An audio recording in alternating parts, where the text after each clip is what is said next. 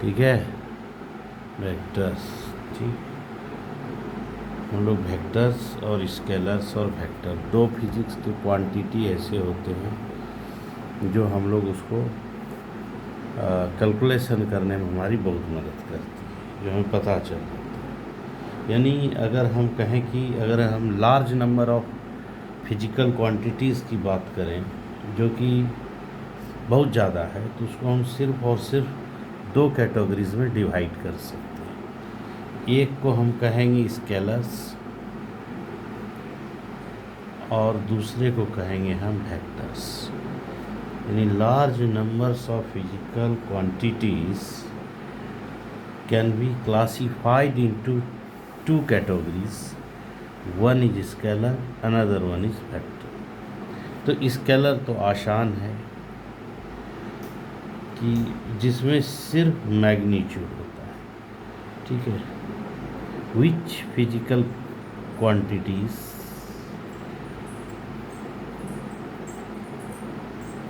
which physical quantities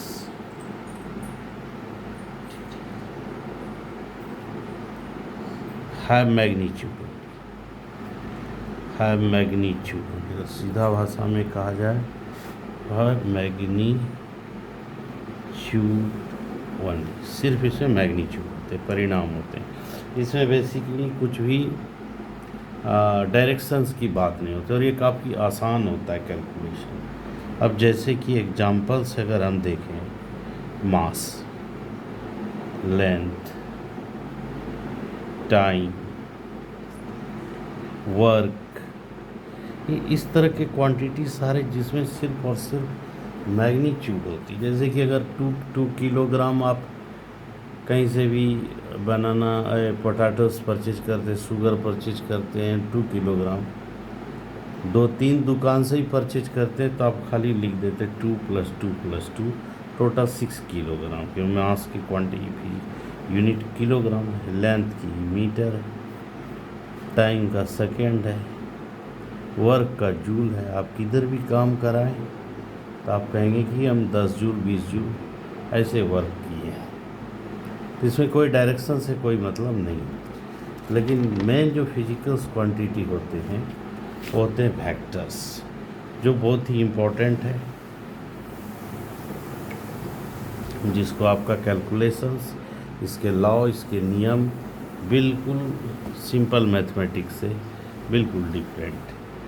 तो vectors हम तो कहते हैं ऐसे क्वांटिटी को, ऐसे फिजिकल क्वांटिटी को जिसमें मैग्नीट्यूड भी होता है, ट्यूड भी होता है और डायरेक्शन भी होता है। मैग्नीट्यूड एंड डायरेक्शन भी होता है। ठीक है, मैग्नीट्यूड प्लस डायरेक्शन दोनों होते हैं। अब एक एग्जांपल देखिए, जैसे हम इसका और भी डिफाइन करेंगे। फोर्स, एक प्रॉपर डायरेक्शंस में आपको फोर्स लगाने पड़ते हैं, चाहे पुल करते या पुश करते हैं। जैसे एक्सक्लरेशंस,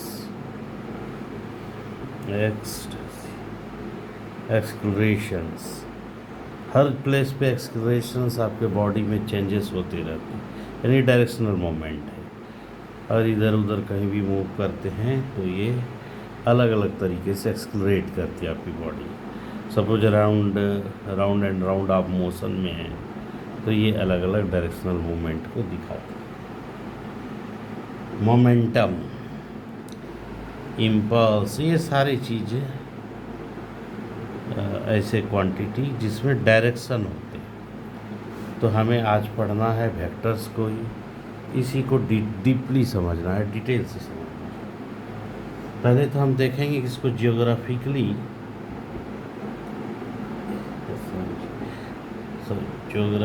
मतलब ग्राफिकली, ज्योग्राफिकली नहीं है मीनिंग, भौगोलिक स्थिति नहीं देखना है, इसके ग्राफिया स्थिति को समझना है।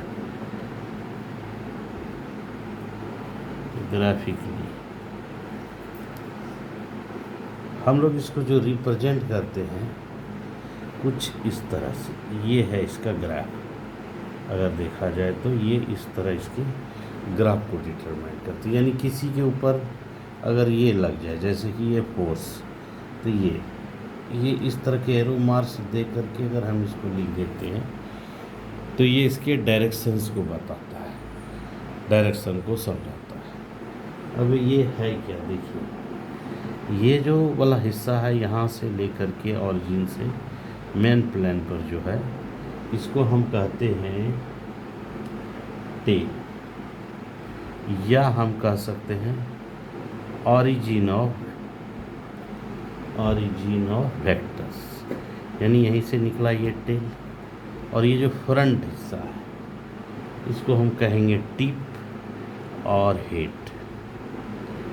यानी ये जो टेल है, जनरली जब हम टेल देखते हैं ये इसके मैग्नीट्यूड को दिखाता है, मैग्नीट्यूड को दर्शाता है, और टिप वाला जो हिस्सा है इसके डायरेक्शन को शो करता है। इसलिए हम लोग इस तरह से डिनोट करते हैं। यानी कि अगर राइटिंग्स, अगर आपको अगर इसका राइटिंग दिखना हो तो कैसे इसे रिप्रेजेंट करें, तो फोर्स को आप ऐसे कर सकते हैं, कोई वेक्टर को आप इस तरह से भी प्रेजेंट कर सकते कि ये जैसे लग गया तो समझेंगे डायरेक्शन है, मैग्नीट्यूड नहीं है।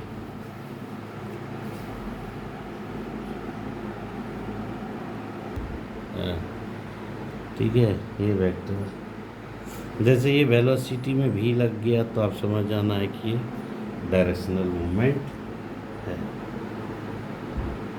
तो वेक्टर्स को हम लोग जनरली दो पार्टों में बांट सकते हैं, एक तो हम कहेंगे पोलर और दूसरा कहेंगे एक्सियल। तो पोलर और एक्सियल क्या है अगर हम समझें वेक्टर्स को, तो पोलर जो वेक्टर्स होता है जिस डायरेक्शन में फोर्स लगती है, मतलब फोर्स जिस तरफ आप कोई एक्ट करते हैं वो फोर्स और डायरेक्शन उसी दिशा में होती है, उसको कहते हैं पोलर वेक्टर। अभी जैसे कि आप सिंपल शब्दों में इसको कह सकते हैं, क्या देख फर्स्ट उठा के रख, polar those vectors which have a straight point or a point of application and act along the direction of motion। यानी point of application and directions both act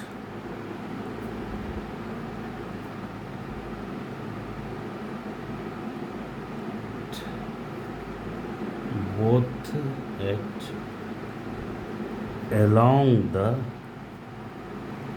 directions of body. Simple भाषा, यानी दोनों चीज़ उधर ही काम करता है। अब जैसे कि एग्जांपल फोर्स, तो ये डायरेक्शन है, उधर ही एक्ट करती है। जैसे वेलोसिटी है, वो सेम वेलोसिटी का डायरेक्शनल मूवमेंट है। इस तरह का मोमेंटम है, तो पर्टिकुलरली जिस तरफ मारा जाता है उसी तरफ के डायरेक्शन में मोशन होती है, इसीलिए इसको पोलर वेक्टर कहते हैं। और ये थोड़ा सा एक्सियल वेक्टर्स, यानी इसके डायरेक्शंस थोड़े अलग अलग हो सकते हैं। जैसे ये राउंड सर्कल पे अगर कोई ऑब्जेक्ट मोशन में है तो मान लेते ये अगर ये हर जगह पे अपने एक्सीलरेशंस को चेंज कर रही है, हर जगह पे। इवन आप साइकिल चला रहे हैं गोल गोल गोल गोल, तो हर जगह आपको स्पीड को कॉन्स्टेंटली मेंटेन करने के लिए उसके एक्सीलरेशन वाले पार्ट को बड़ा गौर रखते हैं, यानी शरीर को झुकाते हैं। आपने देखा होगा कि जो रोड टर्निंग पर होता है थोड़ा स्लोप लेकर के ऐसे इस डायरेक्शन थोड़ा स्टेपर बनाता है, ताकि ऐसे रहेगा तो जब गाड़ी इधर से जाए तो यहाँ का एक्सीलरेशन नीचे की तरफ पुल करे तो वो आराम से मोशन में आ जाए। यानी इसके एक्सीलरेशंस यानी एक्सियल मूवमेंट का जो होता है ये जनरली दो तरीके से एक्ट करते हैं। तो एक होता है जैसे क्लॉकवाइज, एक होता है एंटी क्लॉकवाइज। एंटी क्लॉकवाइज, ठीक है। तो एंटी क्लॉकवाइज है और ये क्लॉकवाइज है। एंटी क्लॉकवाइज जैसे देखिए कि ये ऐसे रोटेशन कर रहे हैं, एंटी क्लॉकवाइज रोटेशन है, इस तरह से मोशन में है, ये इस डायरेक्शन में मूव करता है, ये जनरली एक्सियल वेक्टर ही है। तो ये है axis of rotation, axis of rotation इस तरह से, मतलब अगर कोई बल इधर लग रही है, कोई मूवमेंट इधर हो रहा है, तो इसके डायरेक्शन इस तरह से होंगे, और क्लॉकवाइज में इसके रिवर्स हो जाएंगे, जनरली उल्टा हो जाएंगे। ये इस डायरेक्शन, चूँकि ये मूवमेंट इस तरह से था और इसका मूवमेंट क्लॉकवाइज, ये क्लॉकवाइज मूवमेंट, तो इसका जो है क्लॉकवाइज रोटेशन इधर से हो जाएगा।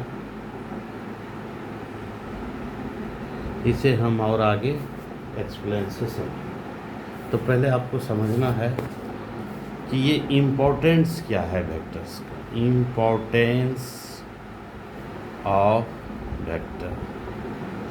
जैसे जैसे आप आगे बढ़ेंगे वेक्टर्स में आपको पूरा इंटरेस्ट आने लगेगा। अभी हम बेसिक इसका रख रहे, सिर्फ व्हाट इज़ वेक्टर समझ। हाँ, तो देखिए इम्पोर्टेंस ऑफ वेक्टर्स जो है, जहाँ कहीं भी पॉसिबल होता है किसी भी लॉ ऑफ फिजिक्स में,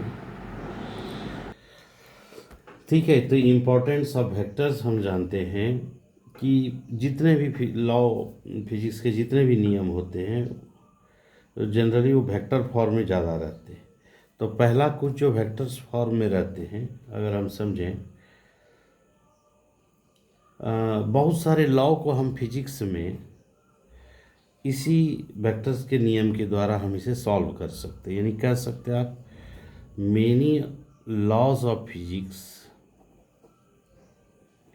many law of physics can be expressed in compact form by the use of vectors। बहुत सारे लॉ को हम समझाएंगे इसके माध्यम से, जैसे कि एंगुलर मोमेंटम का चेंजिंग देखेंगे कि ये यहाँ हर जगह पर पार्टिकल अगर मोशन में आ रही है तो यहाँ का क्या मूवमेंट है, ये सबको समझने में मदद मिलती है। कभी कभी हम लोगों को इलेक्ट्रोस्टैटिक्स में भी समझने में मदद मिलेगी, उसके फंक्शंस को, बहुत सारे चार्ज पार्टिकल को जानने में मदद मिलती है। यानी इससे, इसकी सहायता से हम उस सबको सॉल्व कर सकते हैं।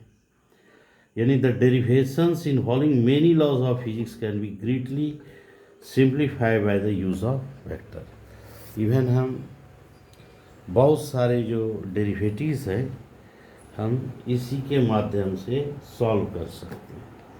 यानी the derivations involving many laws of physics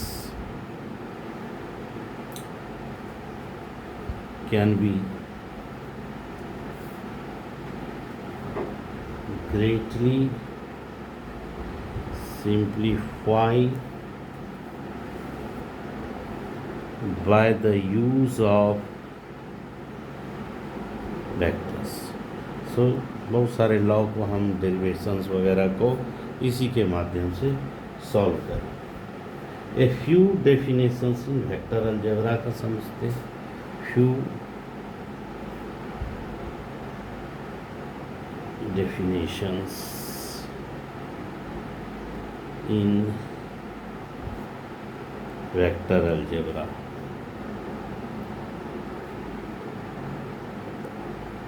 पहला देखिए, modulus of A vector. Magnitude of A vector is called modulus of the vector. Modulus कुछ और नहीं, मैग्नीट्यूड। मैग्नीट्यूड मॉड्यूलस को ही हम लोग करते हैं। और मॉड्यूलस ऑफ ए वेक्टर, मान लेते ये कोई वेक्टर है ए, इसको हम रिप्रेजेंट कर सकते हैं मॉड्यूलस को, इसके मॉड्यूलस को यानी इसके मैग्नीट्यूड को रिप्रेजेंट कर सकते हैं कुछ इस तरह से। ये ए मॉड लगा करके या खाली ए दे करके आप समझ सकते हैं कि ये मॉड्यूल्स है। यानी ए वेक्टर का मैग्नीट्यूड या तो ये हो सकता है या तो ये हो सकता है। दूसरा unit vector. Unit vector of A given vector is a vector of unit magnitude and has the same direction as that of the given vector। Unit vector उसी डायरेक्शंस जहाँ पर वो लिया गया है उसी डायरेक्शंस के मैग्नीट्यूड को शो करता है। वो मैग्नीट्यूड उसी डायरेक्शन के बारे में बताता है। यानी अगर सिंपल भाषाओं में अगर यूनिट वेक्टर्स को अगर हम लिखें तो या तो ए कैप लिख सकते हैं या ए हैट लिख सकते हैं। सिंस और इसका ये तो हो गया यूनिट वेक्टर है ना, और मैग्नीट्यूड हो गया ए वेक्टर का ए हो गया। तो आप इस तरह से कह सकते हैं कि ए वेक्टर बराबर ए मैग्नीट्यूड और एक यूनिट वेक्टर, यानी ए कैप, या हम इसको लिख सकते हैं ए कैप यानी कि यूनिट वेक्टर बराबर वेक्टर ए बटे मॉड्यूलस ऑफ वेक्टर, यानी वेक्टर बटे मॉड्यूलस ऑफ द वेक्टर। इसी से बाहर निकल कर के ये आए नहीं। देखिए यूनिट वेक्टर में हम पहले समझ एक लाइन, जो बड़ा बेसिक सब चीज़ें है, बड़ा इम्पोर्टेंट पार्ट है। यूनिट वेक्टर एक ए वेक्टर है। इस यूनिट वेक्टर के ए वेक्टर को हम रिप्रेजेंट कर सकते हैं सिर्फ एक है, यानी यूनिट वेक्टर ये है यूनिट वेक्टर, और इसका मैग्नीट्यूड को हमने ए लिखा, या अगर आप ये मॉड भी ये लिख सकते, कुछ भी लिख सकते। ये दोनों का ही तो क्रॉस है ए वेक्टर। तो ए कैप यानी यूनिट वेक्टर बराबर वेक्टर बटे modulus of vector.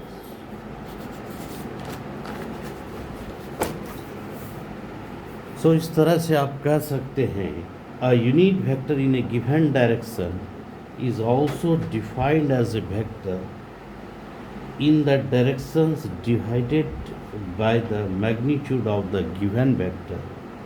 It is unitless and dimensionless vector and represented direction। कोई नहीं, खाली डायरेक्शन से इसे रिप्रेजेंट करते हैं। आगे इसको हम समझेंगे तो सॉल्व करेंगे। कार्टेशियन साइन कोऑर्डिनेट्स में आप जान रहे हैं कि जैसे ये एक 3 डायमेंशन है, ठीक है, ये x है, ये y है और ये z। ये है इसका इस तरफ का वेक्टर का यूनिट वेक्टर, ये इस तरफ के वेक्टर्स का यूनिट वेक्टर, और ये है k कैप इस तरफ के यूनिट वेक्टर। यानी x एक्सिस ए, y एक्सिस ये, z एक्सिस। अगर हम इसका एक सिंपल प्रॉब्लम सॉल्व करें तो कैसे कर सकते देखिए।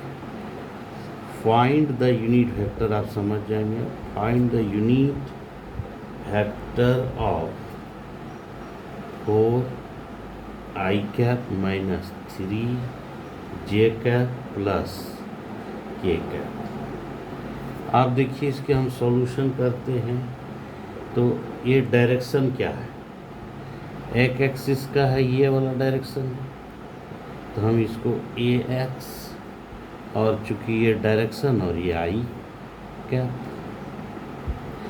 यानी ए वेक्टर का यूनिट वेक्टर मल्टीप्लाई मॉडुलस, तो मॉडुलस ए डायरेक्शन के लिए। ठीक, सबको उसी तरीके से हम लिख लेते हैं। ए वाई का जे कैप और ए जेड का के कैप, और यही तीनों का तो वैल्यू ये तीनों दिया हुआ है, यानी 4 आई कैप माइनस 3 जे कैप प्लस के कैप। तो आप कह सकते हैं कि ये जो ए एक्स है मॉडुलस या मैग्नीट्यूड ऑफ एक्स एक्सिस वाले वेक्टर का 4 है। इसी तरीके से वाई वाली तरफ का -3 है और जेड वाले का 1। तो यहाँ पर अगर हम ए निकाल लें फार्मूला यूज करके, ए एक्स का स्क्वायर, ए वाई का स्क्वायर और ए जेड का स्क्वायर, 4 स्क्वायर -3 का होल स्क्वायर और 1 का होल स्क्वायर। ये तीनों को हम 3 डायमेंशनल पे फार्मूला का प्रूफिंग इसके बाद वाले वीडियो में भी रखेंगे। इसको जब सॉल्व करते हैं तो √26 आता है, यानी कि अब आप जान रहे हैं एक यूनिट वेक्टर निकालना। ए कैप में हो गया ए डायरेक्शन बट ए मॉड यानी मैग्नीट्यूड, तो ए वेक्टर तो जो है हमारा यही है, वेक्टर तो ही दिया हुआ 4 आई कैप -3 जे कैप और ये हो गया के कैप बाय √26। तो ये इस तरह से सॉल्व होगा। फिर हम इस चैप्टर में देखेंगे इक्वल वेक्टर्स को, निगेटिव वेक्टर्स को, को इनिशियल वेक्टर्स को, कोलिनियर वेक्टर को, कोप्लेनर वेक्टर्स को, और फिर डिस्प्लेसमेंट वेक्टर्स वगैरह देखेंगे और रिजल्टेंट वेक्टर्स निकालने का फार्मूला भी देखेंगे। कल सारे वीडियो इसमें से लोड हो जाएगी। धन्यवाद।